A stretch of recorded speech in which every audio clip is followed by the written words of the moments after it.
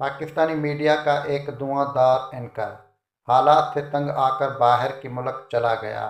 पहले चंद हफ्ते तो उस ख्याल में रहा कि जल्द ही किसी इंटरनेशनल चैनल पर जॉब मिल जाएगी।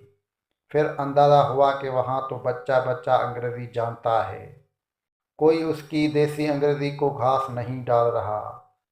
फिर एक पुराने सहाफ़ी की मिन्नत की जो खुद भी टैक्सी चलाकर वहाँ हिलाल रोज़ी कमा रहा था।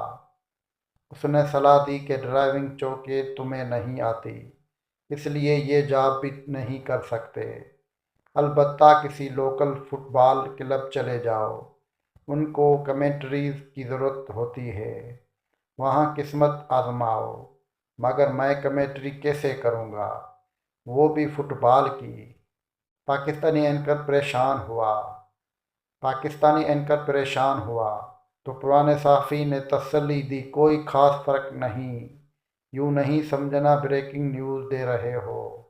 बार बार एक ही बात तो दोहरानी होती है। अपने पाकिस्तान की मीडिया तजर्बे को काम में लाओ।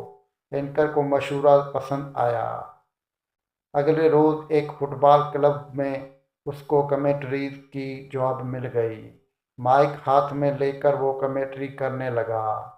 ज़हन में सहाफ़ी का मशवरा और पाकिस्तानी मीडिया का तजर्बा था। अब एंकर बोल रहा है, बाल अब टीम ए के गोल के जानिब जा रहा है।